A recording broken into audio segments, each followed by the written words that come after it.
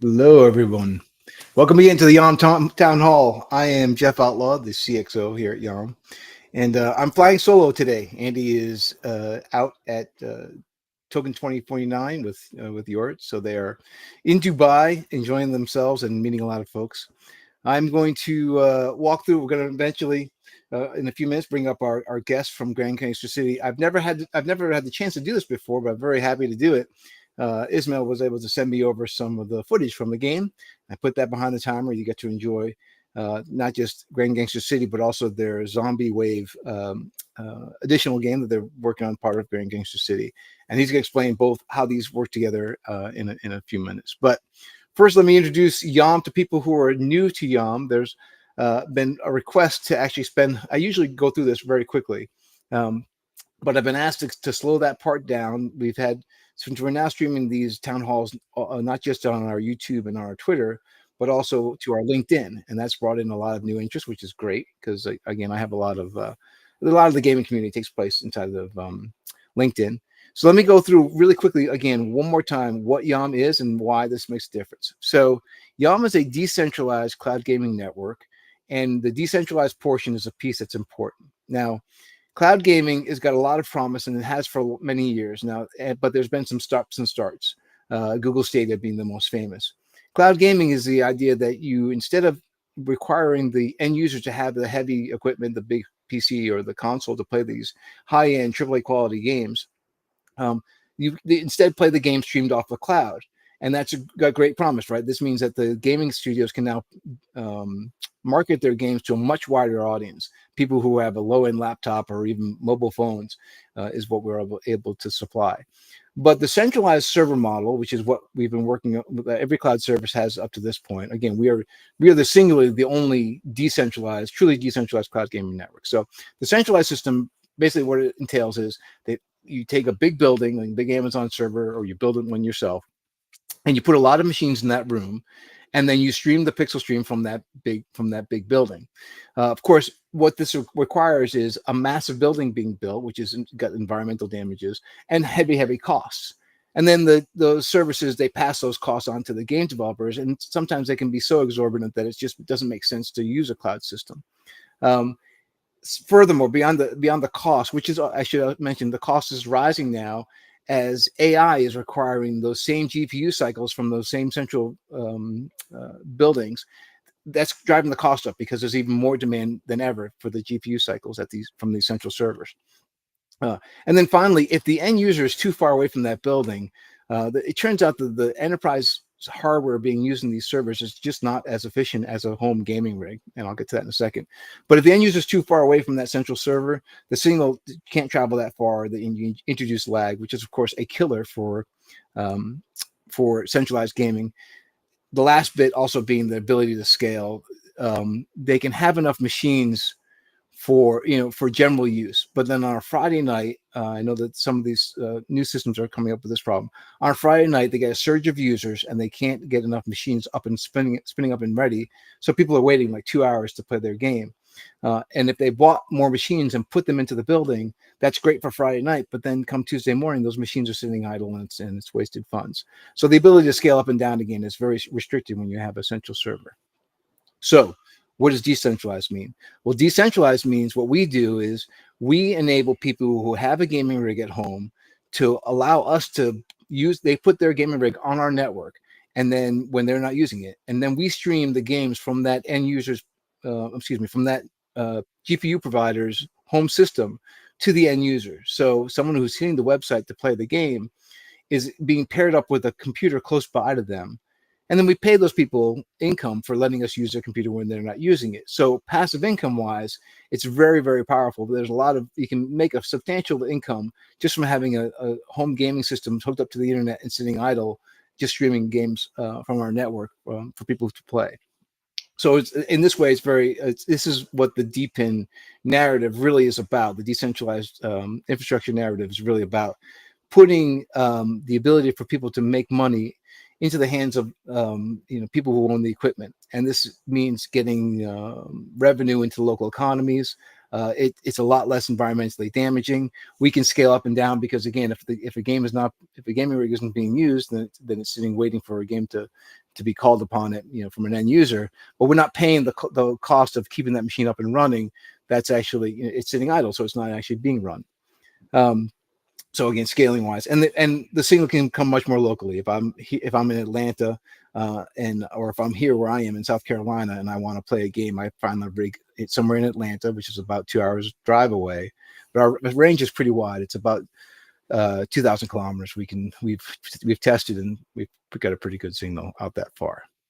All right, so that explains, again, for people who aren't familiar with what YOM is. That's what we are, a decentralized cloud gaming network. It costs about 5 cents per individual user stream, which is about 95% savings over those central servers. And if you're building a game project in Unreal, we encourage you to reach out to us. You can do that either through my LinkedIn or through our LinkedIn. We have a form on our website as well. But reach out to us if you're interested at all in a cloud gaming solution. It could be the whole game. A lot of studios are telling us this is a great funnel. Let people play a demo of the game, and at the end of the demo, it shoots them over to the Steam for the full download and install. But it gets people past that hesitation of, do I really want to download and install this game I've never tried before? And once they can try it for free and and get a good feel for the game, then the purchasing barrier is a lot lower. All right, let me give an update for people who now, all the people who are tuning in who are in our community are like, yes, we know all this already, Jeff. Could you just get onto the updates? And let me do that now. We've made quite a few leaps in the past week, so let me go through some of what we've done. As I said, Andy and Yort, our CEO and our CCO, are in Dubai, Token 2049. They've been making a lot of contacts and having a lot of meetings, taking a lot of meetings, these kinds of things. Next week's town hall will happen the same time as today. We're going to have Andy and Yort and Rohan join me. We're going to do a Token 2049 wrap-up, as well as a community AMA. We've had a question and answer. There's been a lot of questions that the community has for us. We're collecting those. If you're in our community and you have a question for us that hasn't been answered in any of our documentation, please just go to the Discord, add it to the AMA questions channel. We're collecting all of those so we can be prepared. But that's next week's going to be really just kind of an all-in, let's answer some questions for the community and talk to them directly. Testnet, which was recently launched, is getting some evolution. So people now can see on our website, we've got 2 games that are streaming from the website. Now, again, the network Testnet is strongest in Europe around Amsterdam and Germany, in that area. We've got some nodes in North America as well. So we don't have full wide coverage with the Testnet, but that's, again, part of the expansion that we're going into. And adding that second game, which we just recently did in the past week, the Martians versus Roughneck game, it was part of the test. So now we have an orchestrator running that determines, okay, is someone asking to play the first game or the second game, and which game is closest? And so there's a lot that had to go on there, and we've got some stops and starts. If you go to the website and you try to play and it's not ready to go, likely that our developers are still working on it. That's to be expected. This is testnet, and this is the reason why we call it testnet, not mainnet. But we do expect that mainnet's going to be up and coming very shortly, as well as expansion into many more regions in the world. Okay. The next thing was we published our article, and of course the bridge is closed. So we were asking people to bridge their tokens from Solana to Peak. We gave 90 days for this to happen. It's been closed, and we published an article on Medium. But I wanted to call out that we've updated this article on our Medium most recently this morning to let people know in the community there's ways to earn YOM tokens even up to before this TGE happens in Q3.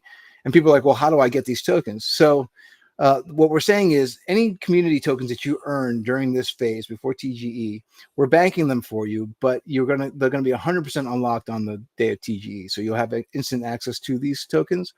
But the way to view how many you've earned, if you've got a question or lost track of how many you've earned, send us a ticket in Discord and we'll let you know.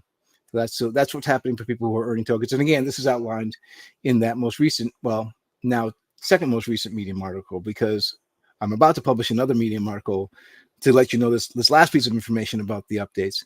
People have been asking, can we see our nodes in MetaMask? We now have that functionality set up. So if you go to apps.yom.net or app.yom.net and you own one of the nodes that were sold in the OG sale, right clicking on the menu will bring down the import into MetaMask functionality. And again, this article is going to go out as soon as this live stream is over, and you can read that article. And if you want to see your node inside of MetaMask, we've enabled that.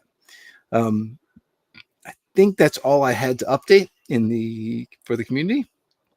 Let me bring up our guest from Grand Gangsta City, Ismail. Here you are, Ismail. How are you? Sorry, I muted myself. I'm fine, thank you, Jeff. Nice to meet you all.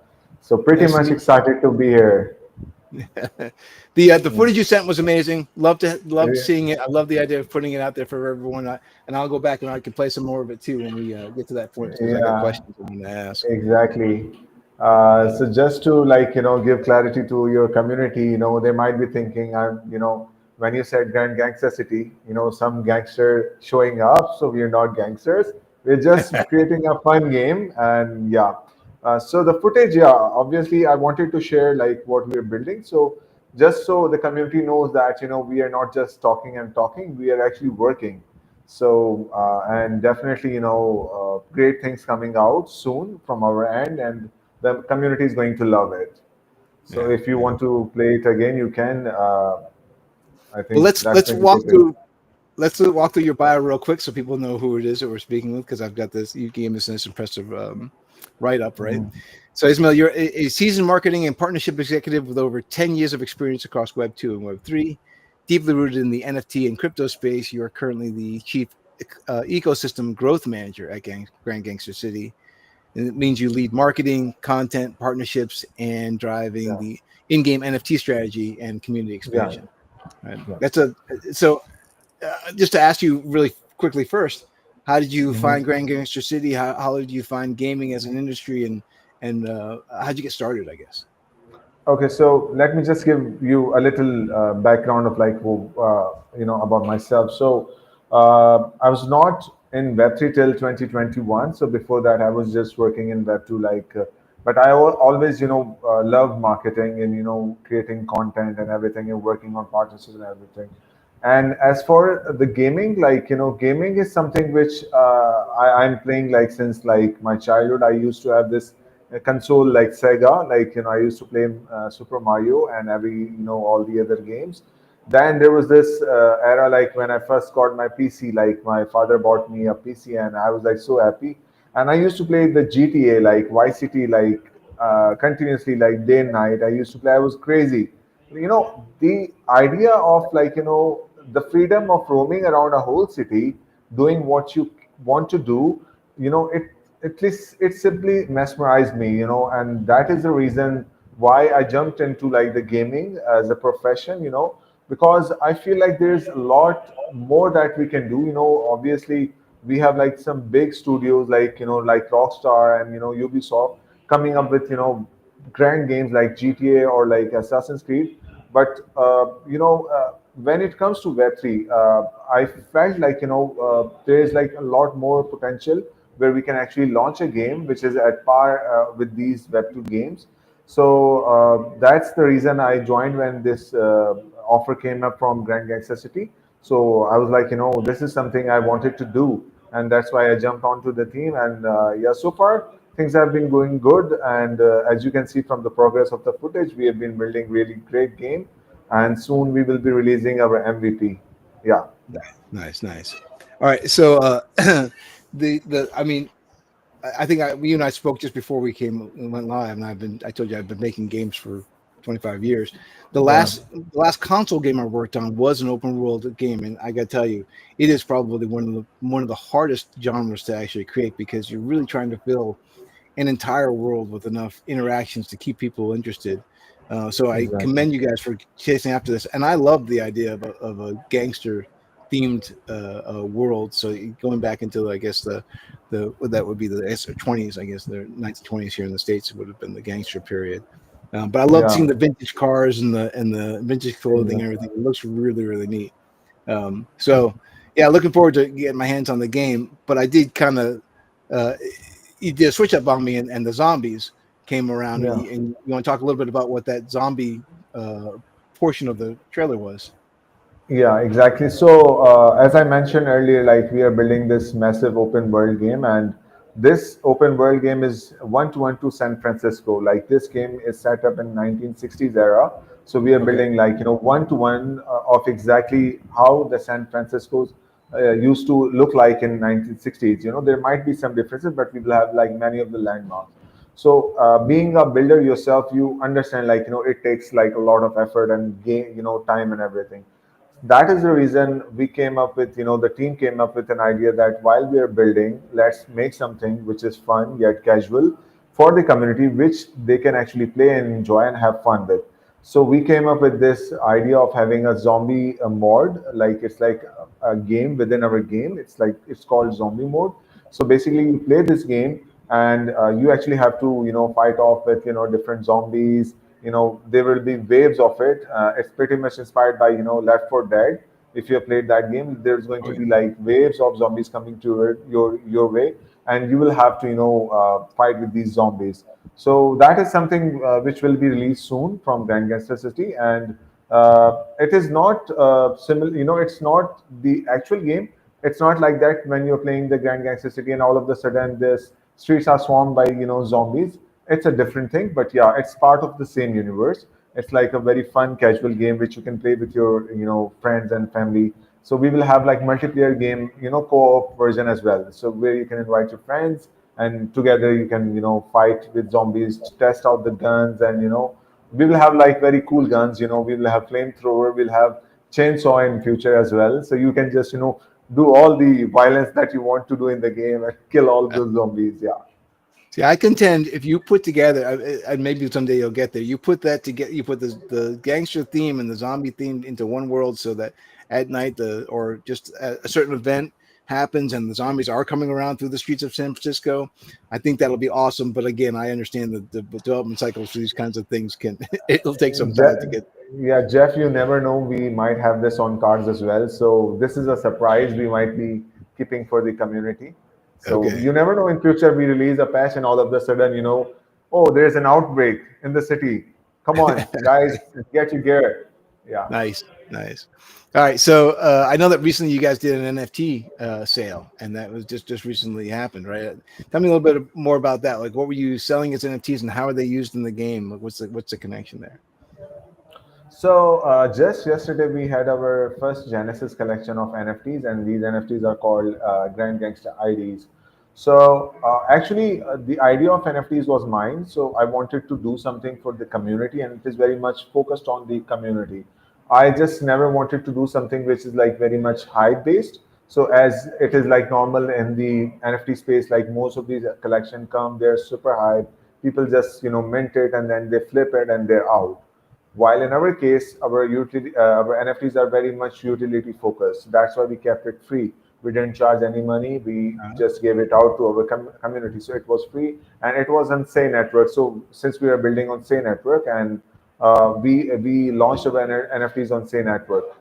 So the main utility is going to be that we will have some secret societies in our game, and these IDs will enable you to be part of these societies.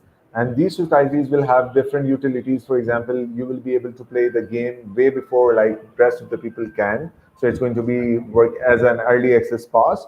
You will also be able to have like in future we will be doing many cross IP collaboration with different projects or like different games. So the ID holders will be able to get some some of that stuff as well.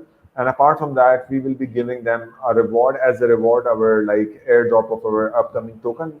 So again, see, this is like, it might sound like a monetary reward, but obviously we want to give something back to the community. But the core idea was to just give something utility based to the community, and that's why we created these gangster. And the response was amazing. We minted out within like 2 hours, and yeah, nice, yeah. nice.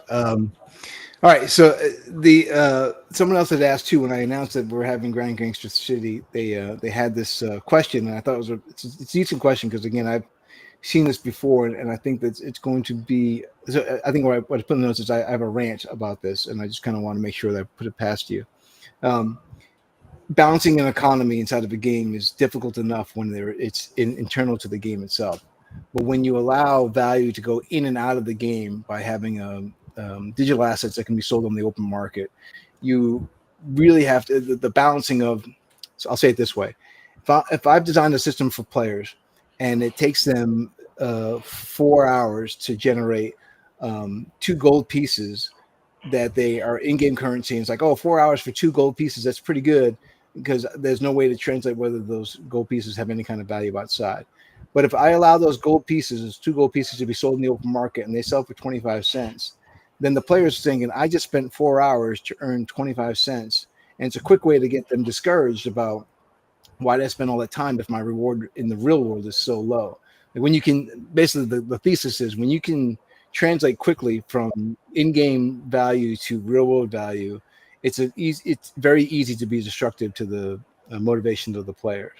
Is this a consideration that you guys have already? Have you guys had this conversation similar, just using different words? Or I'm curious about how you feel about the transfer of value back and forth.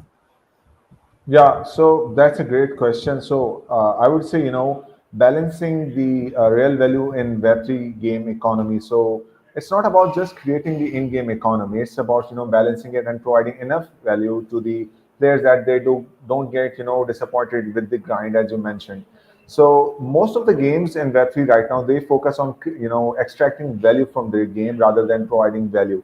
In our game, what we are doing is that, as I mentioned earlier, our genre is very much inspired by the gangster era of 1960s. So in our game, obviously, you will have play to earn mechanics, but it's not very much focused. We want to first focus on play to fun mechanics. It's going to be a very fun game. And how is it going to be fun? So, in most of the games, you have like different tasks and you just grind for that, and then you earn some sort of tokens and everything. But in our game, we will have like different, heists, different robberies, different side missions, where people will have to, cooperate with each other, and, obviously rob a bank, and, and having fun with, coordinate with their teammates. Okay, we are going to rob this bank, the Federal Reserve of United States is gone in like one night. So it's going to be very fun. You play with that, and then we will have cops, like real players as cops. So they will be competing with you, and based on your collective efforts, if you are successful, you do the heist and it goes like successful, you get the loot, and then you come and deposit it in the bank. And once you deposit it in the bank or like in your reserve, then you will have to wait for at least 24 hours, and then you can withdraw some portion of it. But because obviously we just don't want people to withdraw all of their income, because they will need the income to again buy ammunition, guns, and equipment. So that's how we are going to moving the money inside our economy. They would be able to withdraw some portion of it, but not all of it. So I think that is something which it can balance the in-game economy. Yeah. It is a tricky thing. I've had friends of mine who are game economy designers who, just would rack their brain over a course of 2 years to design a game economy. But I've had the same conversation with them before, and they agree. There's a real science to it. It's both science and an art. Economy balancing. So, what are your thoughts about the Web3 right now? So, I just came back from GDC. I went to GDC a couple of weeks ago, and Mhm. still a lot of the traditional gaming studios are, if they're using Web3, they're keeping it on the down low, or most of them are just kind of keeping it at arm's length. They just don't want to get involved yet. And we see all the time there's calls for, we should just stop saying Web3 games and just call them games. And when we use blockchain, it's being seen, but it's in the background. You don't really notice it. But you guys are pretty firmly, you're using blockchain. You're working with your partners there. What are your thoughts about how the gaming industry is reviewing blockchain as far as games? You guys seeing that same kind of resistance? Now you're in Pakistan, so it may be different over there. I'm talking about studios here in the States, and I know that some studios in Europe are really fully embracing it. But any thoughts about the Web2, Web3 gaming divide?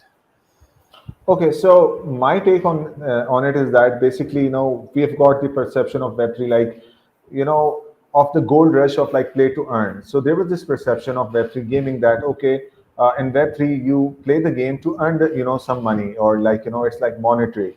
It's not fun to play. So basically, in Web2 games, I used to play this game Dota 2, and there was if you have played this game by I think Wall Studio. So I used to play this game a lot, And in that game, we used to get a lot of in-game cosmetics, and they used to cost us. We had to spend money on that, and eventually we could just flip it in the secondary market. And I'm talking about like in 2014, 2015. This is way back before like NFTs came.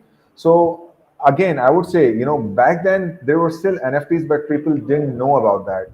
Now, fast forward, we have got the perception of Web3 gaming as like it is something that you just play to earn something. It's not fun to play, and that's why most of these studios are not embracing it. If we take it and drive it like it is something fun to play and focus on more the fun factor and take it as a game, I totally agree with you. Not Web3 gaming as gaming. Basically, it's like pretty much similar to what Web2 and Web3 gaming is. Like I just gave you the reference of Web2, like Dota 2, and back those days we had the NFTs. Like so, again, it was a similar concept. Now it's just like on chain.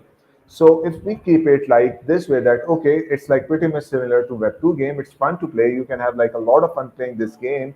But yeah, all of like your transactions or like all of your actions will be recorded on chain, and all you have to do is like instead of like just signing it with your email, you have to sign in with your wallet.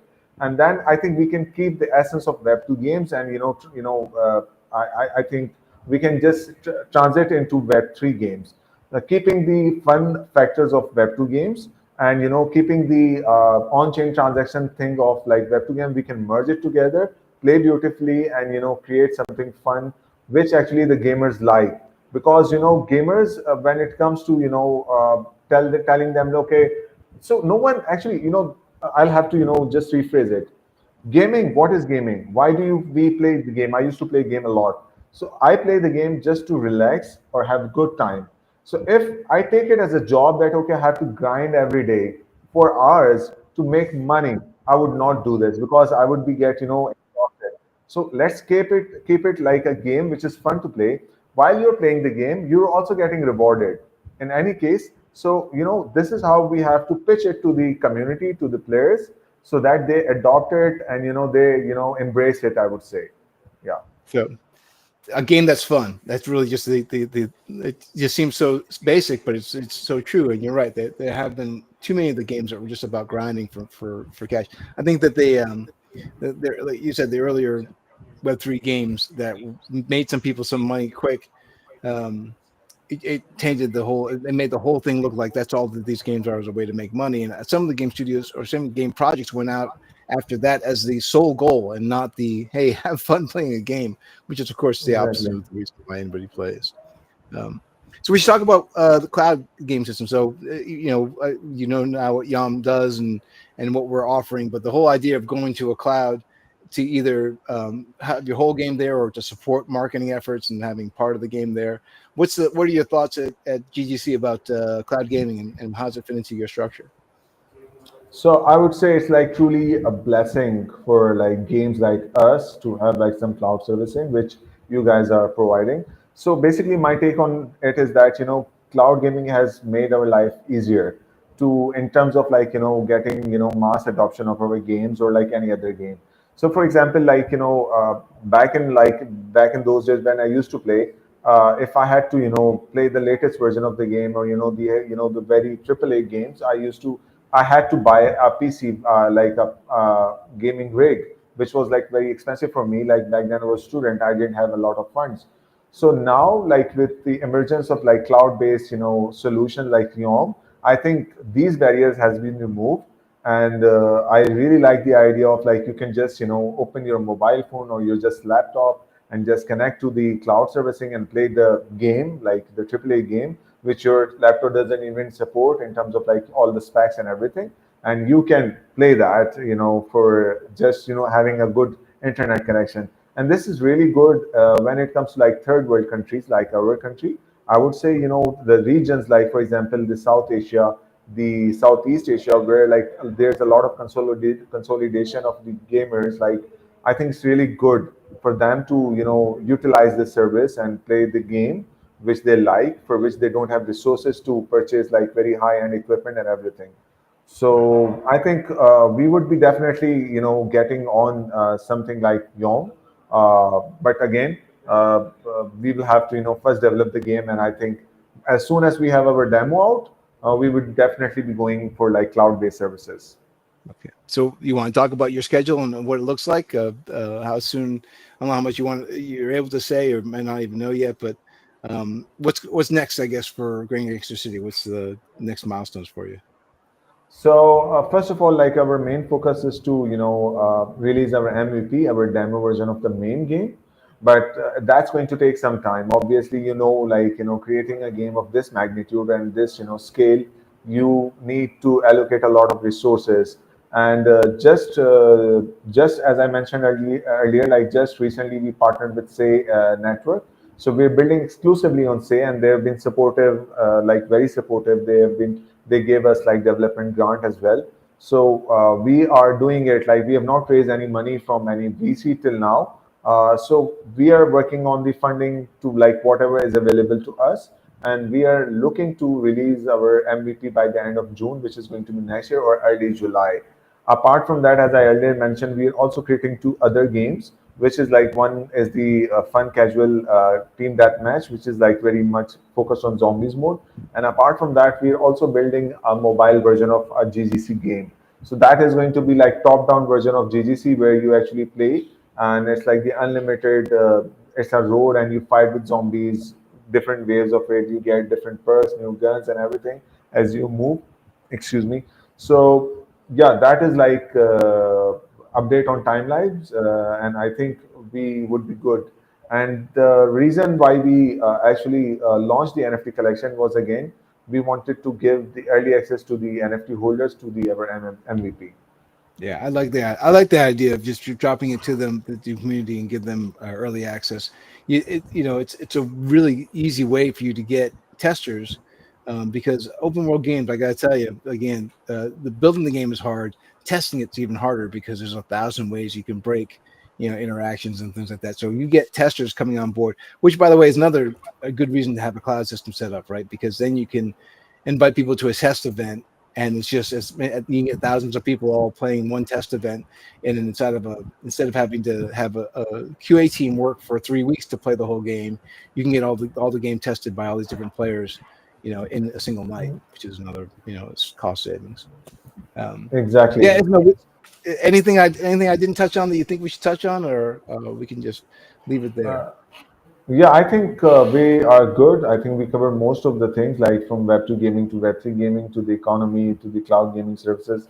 And I think like the future, like you might see that gaming, like the Web3 gaming has slowed down a little bit. Obviously, all the that craze, that frenzy of like the early days of like the Web3 gaming, I think slowed down a little bit.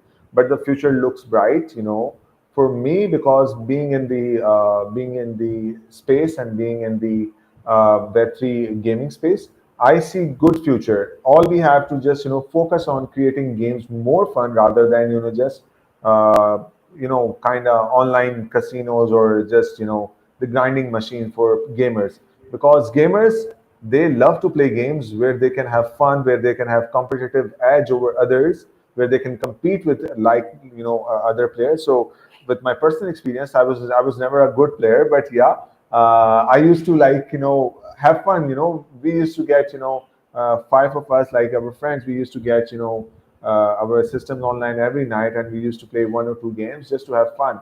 And again, and by the way, just on the side note, I used to have all these fancy cosmetics, like all these NFTs of Web2, and I used to just show them off, like and they were like, "Damn, you've got nice skins, you've got nice weapons." So again, so see, actually in Web3, you will have the same thing. All you just have to do, just focus on the right thing. And, I think build the community first and then, build the game. So that is something.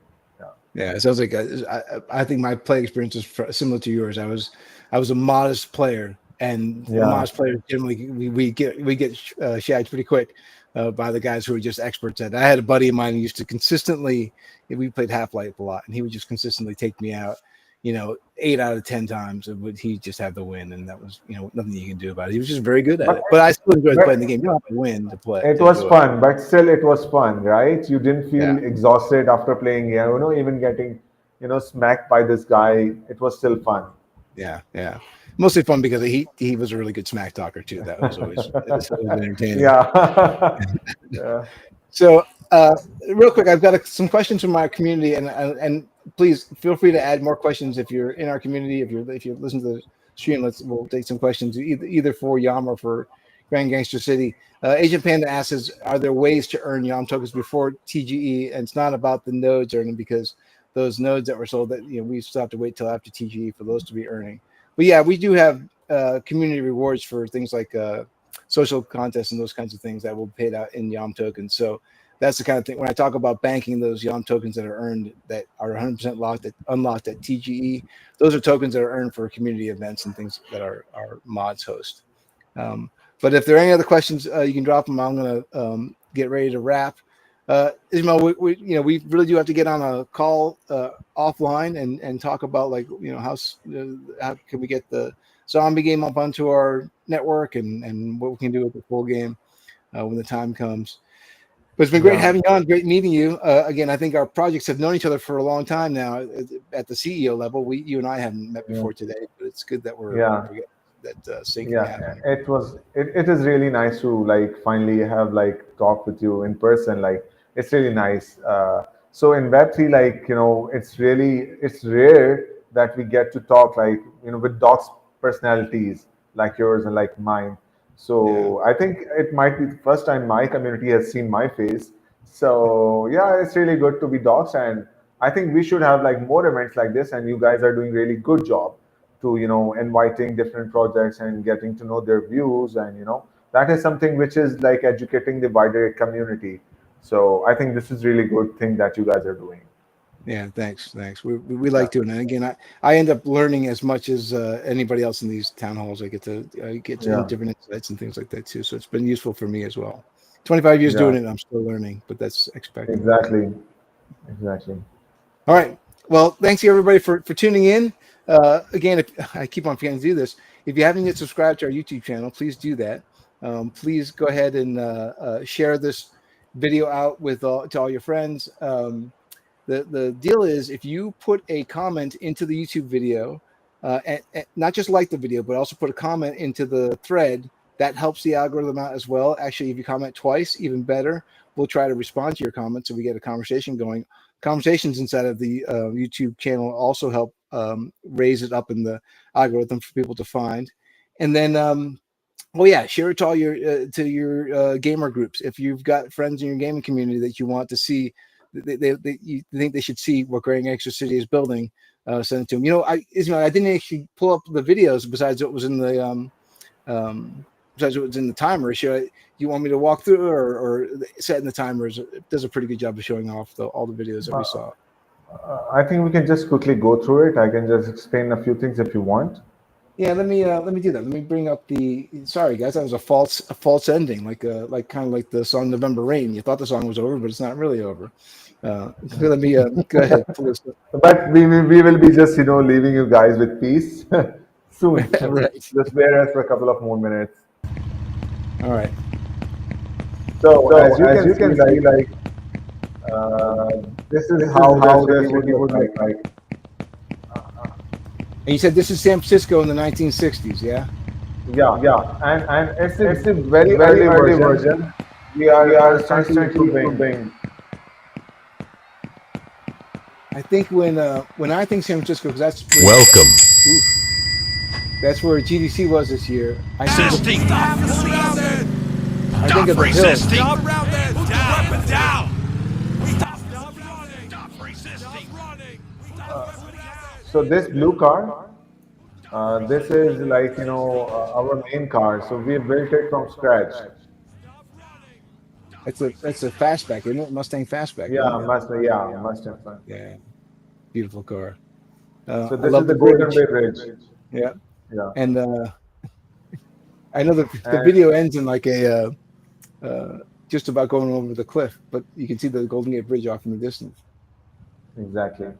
Yeah, By the way, we're building on Unreal Engine 5. yeah, yeah. You can tell. I mean, it's just beautiful, beautiful looking graphics. I mean, really, Unreal just can't be beat as far as graphics goes. Um, Yeah. how about the zombie? talk to us about clean this up. Yeah. Hey. So yeah, this is like where the real fun begins. You have to fight all these zombies and save your life, and run, don't turn back. I think people will really enjoy it. I think what it provides is a great testing ground for all the different weapons that you develop, right? Yeah, So if you want you to, will is have this gun, is it reloads fast enough? Is there enough ammo in this clip? Uh, that kind of thing can be tested out well when you do like a zombie wave sub game. exactly, yeah. All right, Ismail. Again, we'll let everyone go back to their day. Let you go back to your day. But Hmm. appreciate you being on. Let's again, let's get in touch, stay in touch on Telegram, and set up a meeting for our teams to talk next steps. Sure. Thank you so much. Thank you so much for having me. It was really nice talking to you, and I really appreciate what you guys doing. Just keep doing it for the community, and thank you so much. Sure. Stick around. I'll end the stream and stick around. I'll say goodbye offline.